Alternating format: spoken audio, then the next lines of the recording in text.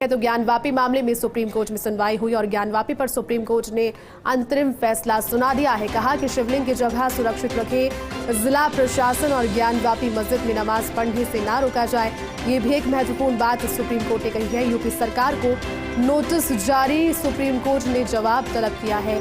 Trial court के आदेश पर 19 मई को सुप्रीम कोर्ट में सुनवाई। वाराणसी कोर्ट ने भी ज्ञानवापी मस्जिद को लेकर अहम सुनवाई वहां पर हुई। वाराणसी जिला कोर्ट ने कमिश्नर अजय मिश्रा को हटा दिया है।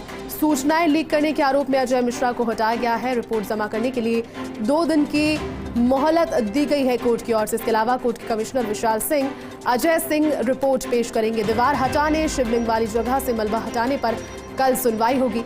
और ज्ञानवापी मामले में अब AIMIM चीफ अवैसी का बयान। कहा, वाराणसी जिला कोर्ट मुस्लिम पक्ष को नहीं सुन रहा।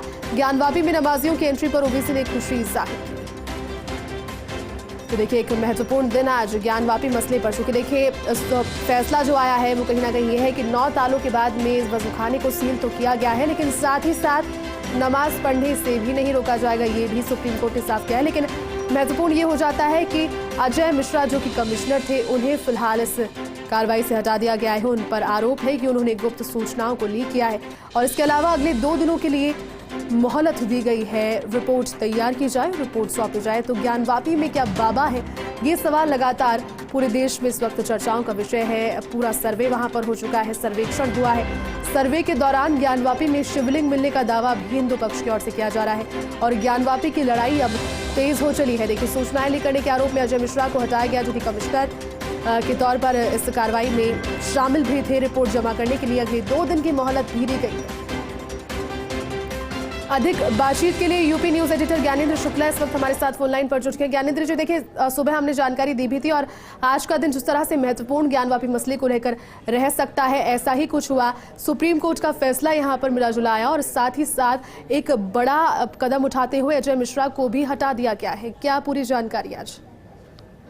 देखिए, पूरे इस मामले में बनारस की सिविल जज या डिवीजन से लेकर सुप्रीम कोर्ट तक पूरे मामले की सुनवाई कर रही है। सुप्रीम कोर्ट ने कल हालांकि निचली अदालत की भी जो प्रक्रिया है उस पर रोक लगाने से इनकार कर दिया, लेकिन ये उन्होंने जो कहा कि वहाँ पर जो नमाज होती है वो नहीं रोकी जा सकती है और उसके अलावा जो शिवलिंग जहाँ मिलने की बात की जा रही है केंद्र कोर्ट की, उन्होंने सुरक्षा मुहैया कराने की बात की है।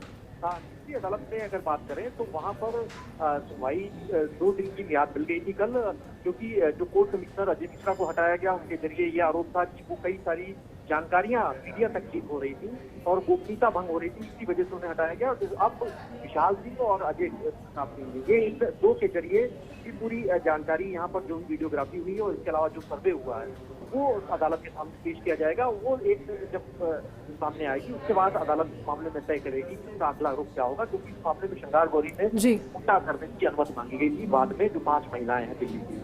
तो अब ये देखना होगा कि कोर्ट इस सर्वे रिपोर्ट को पाने के बाद, इसको देखने के बाद अपना क्या रुख तय करती है, क्या फैसला करती है। जी बिल्कुल ज्ञानेंद्र जी, सूचनाएं लीक करने के आरोप में अजय मिश्रा को हटाया गया है।